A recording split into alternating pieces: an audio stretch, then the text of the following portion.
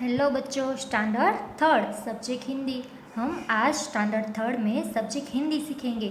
आपको बुक लेनी है नई बाल सुलभ माला पार्ट नंबर 1, जिसमें हम चैप्टर नंबर 4 सीख रहे हैं शब्द ज्ञान यानी कि वोकेबलरी, जिसमें हमने स्वर सीखे अ से लेके अह तक और सबके दो दो नाम मैंने आपको हिंदी में और इंग्लिश में सिखाए। उसके बाद हम सीख रहे हैं व्यंजन, और वो कहाँ से कहाँ तक है, क से लेके ज्ञ तक। इसमें भी हमने क से लेके अण यहाँ तक के दो दो नाम सीखे। ये सारे व्यंजन के आपने कितने नाम सीखे? दो दो नाम। और सबको हिंदी में तथा इंग्लिश में क्या कहा जाता है वो भी आप सबने सीख लिया। बच्चों, अब जो ये व्यंजन है अण, उसके बाद का व्यंजन कौन सा है? वो आता है व्यंजन त। तो आज हम व्यंजन त से सीखने की शुरुआत करेंगे। ये कौन सा व्यंजन है? त। त से यहाँ पे दो पिक्चर दिए हैं। कौन कौन से पिक्चर है?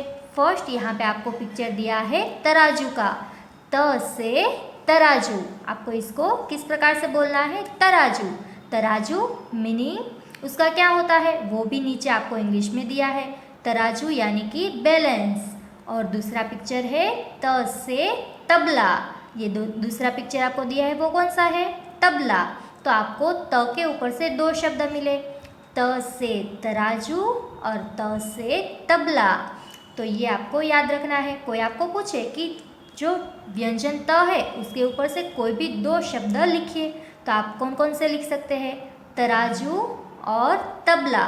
तराजू का मतलब होता है बैलेंस और तबला का इंग्लिश मीनिंग भी होता है तबला। अब त के बाद का व्यंजन देखते हैं, वो है थ। थ से थर्मस। यहाँ पे आपको फर्स्ट पिक्चर कौन सा दिया है? थर्मस। तो आप क्या कहेंगे? थ से थर्मस। और दूसरा पिक्चर दिया है बैग, जिसे हम हिंदी में कह सकते हैं थैला। थ से थैला। कौन कौन से दो नाम दिए हैं यहाँ पे? थ से थर्मस और थ से थैला। तो ये दोनों नाम भी आपको याद रखने हैं। थ के ऊपर से कोई भी दो नाम बोलना है आपको, तो क्या बोलेंगे? थ से थर्मस और थ से थैला। थैला को क्या कहेंगे इंग्लिश में? बैग। अब हम थ के बाद का जो व्यंजन है वो देखते हैं, वो है द। द से दरवाज़ा। यहाँ पे आपको एक गेट का पिक्चर दिया है, तो उसे हिंदी में कहेंगे हम दरवाज़ा। द से दरवाज़ा। और दूसरा पिक्चर दिया है इंक पॉट यानी कि दवात। बच्चों, हिंदी में इंक पॉट को कौन से नाम से जाना जाता है? दवात। द से दरवाज़ा और द से दवात। दरवाज़ा यानी कि डोर और दवात यानी कि इंक पॉट। अब है ध। ध से धनुष। ध से कौन सा पिक्चर दिया है आपको? धनुष यानी कि बो।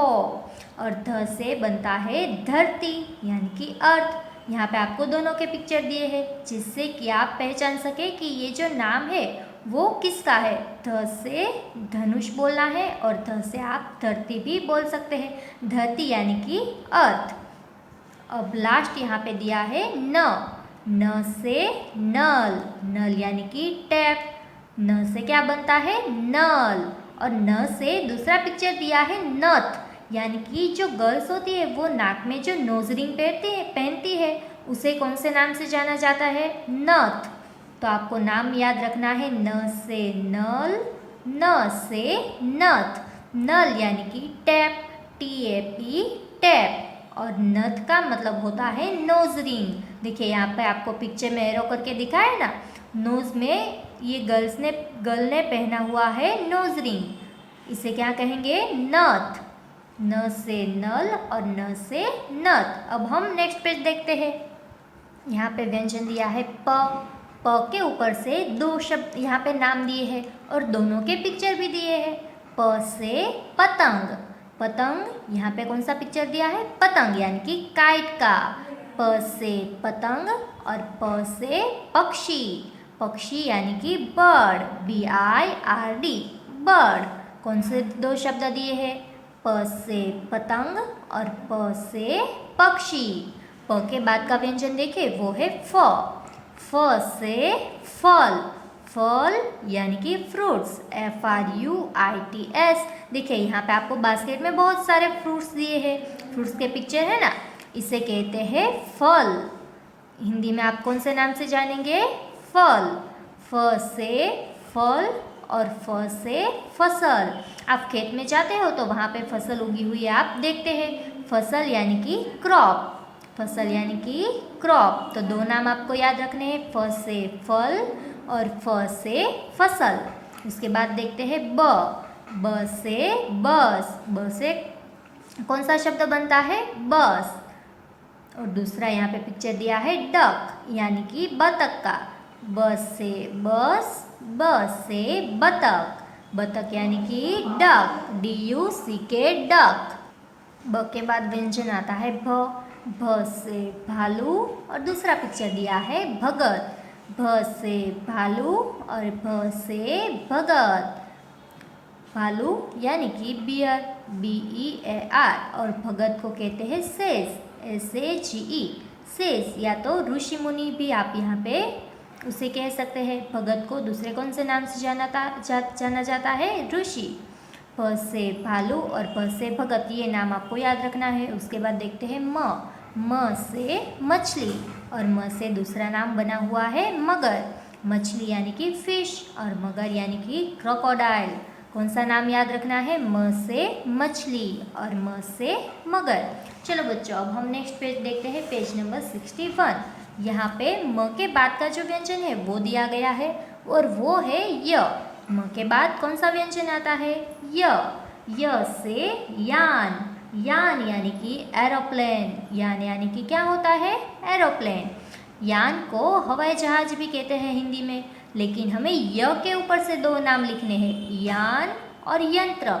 ये दो शब्द यहाँ पे लिखे हुए हैं, यान यानी कि एरोप्लेन और यंत्र यानी कि मशीन। देखिए यहाँ पे आपको पिक्चर दिया है प्रिंटर का, लेकिन बच्चों सिर्फ इसे ही यंत्र कहते हैं ऐसा ज़रूरी नहीं है। इसे यंत्र कहते हैं ये बात सही है, लेकिन सिर्फ प्रिंटर को ही यंत्र कहते हैं ये ऐसा नहीं होता है। मशीन यानी कि कोई भी चीज़, जैसे कि आपका जो फ़ोन है, कंप्यूटर है, ये सब भी मशीन ही है। तो यस के ऊपर से हमने दो नाम सीखे, वो आपको याद रखना है। यस से यान बनता है और यस से यंत्र बनता है। यान यानी कि एरोप्लेन और यंत्र को इंग्लिश में कहते हैं मशीन। अब देखते हैं नेक्स्ट र यहाँ पे आपको दिया है, र से दो शब्द बने हुए हैं, र से रस और र से रबड़। र से रस यानी कि जूस और रबड़ यानी कि इरेजर, जिसका आप डेली इस्तेमाल करते हो, आप लिखते हो तो आपको अगर वो रफ करना होता है तो किससे करते हो? इरेजर की मदद से, लेकिन इसका हिंदी नाम है रबड़ और ये लिखने के लिए आपको र लिखना होता है। देखिए र के ऊपर से दो शब्द है, रस और रबड़। रस यानी कि जूस और रबड़ यानी कि इरेजर। अब देखते हैं आगे ल, व्यंजन ल। आपको ये लाइन में भी याद रखना है कि र के बाद कौन सा व्यंजन आता है, उससे पहले कौन सा शब्द आता है, ये आपको याद रखना है। देखिए ल दिया है यहाँ पे और ल के ऊपर से दो शब्द आपको सीखने हैं, इसलिए उसके साथ पिक्चर भी दिए हैं। ल से लकड़ी यानी कि वुड, ल से लकड़ी यानी कि वुड और ल के ऊपर से दूसरा शब्द यहाँ पर बना हुआ है लड़का। ल से लकड़ी बनी हुई है, ल से लड़का। आप ल से लड़की भी लिख सकते हैं, लड़की यानी कि गर्ल और लड़का तो उसका मीनिंग होता है बॉय। जैसे लकड़ी का यहाँ पे दिया है तो उसका पिक्चर भी दिया है, उसे क्या कहते हैं? वुड। ये दो नाम आपको याद रखने हैं। अब देखते हैं व से वक। बच्चों आपको पता है क्रेन को हिंदी में कहते हैं वक, क्या कहेंगे? वक। व से वक यानी कि क्रेन और व से दूसरा शब्द बनता है वन, वन यानी कि फॉरेस्ट। वन का मतलब क्या होता है? फॉरेस्ट। व के ऊपर से हमने दो नाम सीखे, वक और वन। अब देखते हैं नेक्स्ट पेज, तो वहाँ पे आपको दिया है श। आपको पता है श तीन आते हैं, श, स और स, लेकिन तीनों के उच्चार अलग अलग होते हैं। आपने यहाँ पे शलगम लिखा है तो इसमें आपने श का इस्तेमाल किया है, इसकी जगह आप स षटकोण ये जो है वो आप लगा नहीं सकते हैं। सबके अलग अलग शब्द होते हैं, इसमें आपको याद रखना है कि श कहाँ पे लगता है, स और स, ये तीनों श कहाँ कहाँ लगाए जाते हैं वो आपको याद रखना है। और उसका उच्चार किस प्रकार से कहा जाता है वो अभी आप मैं जो बोलती हूँ वो ध्यान से सुनिए। ये क्या दिया है, श। क्या कहेंगे आप, व्यंजन श। श से शलगम और श से शहद। श से क्या बनता है, शलगम और शहद। शलगम यानी कि टर्निप, शलगम यानी कि टर्निप, और शहद यानी कि हनी। आप सबको हनी पसंद है ना। श से शलगम और श से शहद, हनी को कहते हैं शहद। अब हम आगे देखते हैं, वो है स। स से षटकोण। स से क्या बनता है, षटकोण। देखिए यहाँ पे मैंने क्या उच्चार किया था, श, और यहाँ पे श। तो ये दोनों का उच्चार है वो आपको भी इस प्रकार से अलग तरीके से करना है।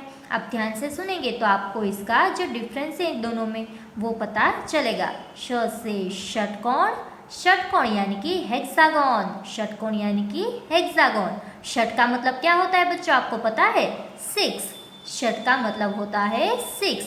देखिए यहाँ पे आपको हेक्सागोन का पिक्चर दिया है। क्या दिया है, हेक्सागोन का पिक्चर, उसे हिंदी में षटकोण कहते हैं। और दूसरा पिक्चर दिया है 6 लिखा हुआ, ये नंबर दिया है 6 लिखा हुआ। आपको पता है 6 को आप संस्कृत में लिखना हो तो संस्कृत में उसे कहते हैं षट। अब देखते हैं स। स से सड़क, सड़क यानी कि रोड। सड़क को आप दूसरे कौन से नाम से जानते हैं, रास्ता। लेकिन यहाँ पे हमें स के ऊपर से लिखना है शब्द, तो हमने लिखा, यहाँ पे लिख के दिया है सड़क यानी कि रोड। और सर्कस, क्या लिखा हुआ है, सर्कस। देखिए सर्कस लिखने के लिए भी आपको फर्स्ट व्यंजन लिखना होता है स, उसका इंग्लिश मीनिंग भी होता है सर्कस। अब हम देखते हैं स के बाद का जो व्यंजन है वो है ह। ह से हल, हल यानी कि प्लाव। ह से क्या बनता है, प्लाव, जो किसान खेती करने के लिए उसका यूज़ करते हैं। ह से हल और ह से हाथी। ह से कौन से नाम यहाँ पे दिए हैं, हल और हाथी।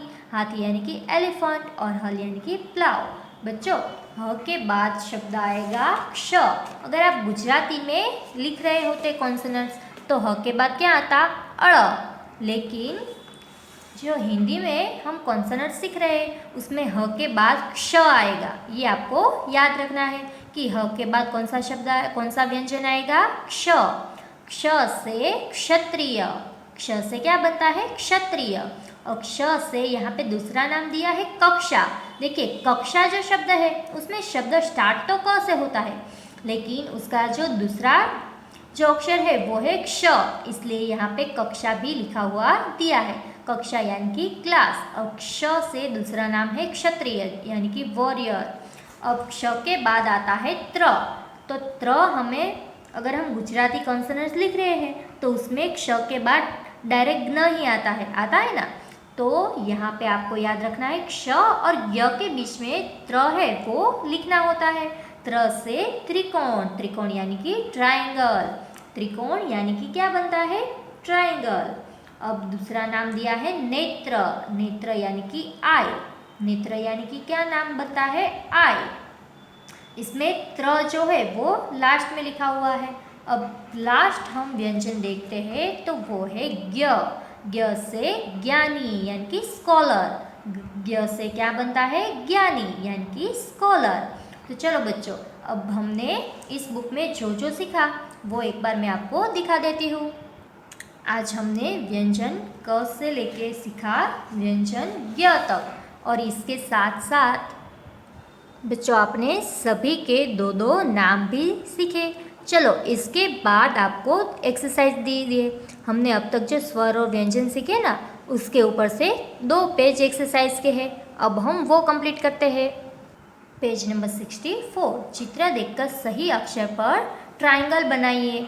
Draw triangle on the correct letter by looking at the picture. आपको पास में जो पिक्चर दिया है पिक्चर देखिए, और उसके बाद यहाँ पे आपको एक चित्र दिया है। चित्र में 4 स्वर या तो व्यंजन लिखे हुए हैं, और आपको कौन सा सही है वो देखना है। देखिए यहाँ पे आपको पिक्चर दिया है इलायची का, कौन सा पिक्चर है ये? इलायची। इसके लिए इलायची लिखना हो तो फर्स्ट लेटर कौन सा आएगा? आ, ई या तो अम। तो सही आंसर है ई। कौन सा सही आंसर है? ई। तो ई लिखा हुआ है, वहाँ पे आप ट्रायंगल बनाइए। ये पिक्चर है इलायची का। इलायची आपको लिखनी है तो आपको हस्वई लिखना होता है, तो इसके ऊपर ट्रायंगल बनाइए। अब दूसरा पिक्चर देखते हैं, वो है ग्रेप्स का पिक्चर। ग्रेप्स को कहते हैं हिंदी में अंगूर। अंगूर लिखने के लिए अनुस्वार ये यूज़ करना होता है। तो यहाँ पे दूसरा जो वर्ड लिखा हुआ है उसके ऊपर आप ट्रायंगल बनाइए। ये क्या लिखा हुआ है? और पिक्चर है अंगूर का।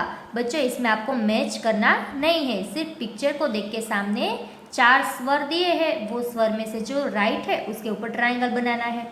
तो आपको मैच करना नहीं है, ये याद रखिए। यहाँ पे है अम से अंगूर। अब पिक्चर दिया है अदरक का। अ से अदरक। ये कौन सा पिक्चर है? अदरक का। अब यहाँ पे 4 स्वर दिए हुए हैं। सही स्वर है अ से अदरक। हमने आगे इस चैप्टर में सीखे ना, बहुत सारे नाम सीखे। कोई भी स्वर हो या तो व्यंजन हो, सबके 2-2 नाम सीखे। इसमें हमने अ के ऊपर से सीखा अ से अदरक। तो अदरक, ये अ जो लिखा हुआ है उसके ऊपर ट्रायंगल बनाइए।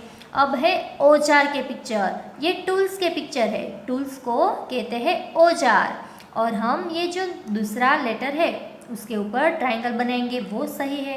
अब पिक्चर है ईंट का। कौन सा पिक्चर है ये? ईंट। तो आपको ये जो दूसरा वोवेल दिया है उसके ऊपर ट्रायंगल बनाना है। ये सारे बना लिए। अब हम पेज नंबर 65 पे देखते हैं। ये कौन सा पिक्चर है? फायर का। फायर यानी कि आग। आ से आग, ये शब्द हम सीखे ना। देखिए इसमें लास्ट जो वोवेल है वो है आ, तो इसके ऊपर ट्रायंगल बनाइए। अब है हाथी का पिक्चर, लेकिन उसे दूसरे कौन से नाम से जाना जाता है? ऐरावत। ऐ से ऐरावत। तो ये रहा ए, तो इसके ऊपर हम ट्रायंगल बना देते हैं। अब पिक्चर दिया है हैंड का। उसमें आपको उंगली बताई गई है, तो उंगली के पास आप एरो कर दीजिए। अब ये इसका नाम आपको लिखना हो तो फर्स्ट लेटर कौन सा आएगा? ऊ से उंगली। उसके बाद आपको पिक्चर दिया है यहाँ पे लेग का, लेकिन एरो कहाँ पे दिया है? एड़ी की ओर। तो एड़ी, ए से एड़ी भी बनती है। जैसे ए से एक बनता है उसी तरह से ए से एड़ी शब्द भी बनता है। तो ये 3rd नंबर का जो वोवेल दिया है उसके ऊपर ट्रायंगल बनाइए। लास्ट पिक्चर है लीफ का। लीफ के पास आपको एरो कहाँ पे दिया है? ओस की बूंदे। जब ओस की बूंदे गिरती है तो इस प्रकार से दृश्य होता है। देखिए यहाँ पे आपको एरो कहाँ पे दी है? ओस की बूंदे दिखाई दे रही है, तो ओ के ऊपर इस प्रकार से ट्रायंगल बनाइए। तो ये चैप्टर नंबर 4 में हमने स्वर व्यंजन के 2-2 नाम सीखे, और ये 2 पेज एक्सरसाइज के भी आपको कंप्लीट करना है। अब हम नेक्स्ट वीडियो में मिलेंगे तो हम पोएम नंबर 5 सीखेंगे।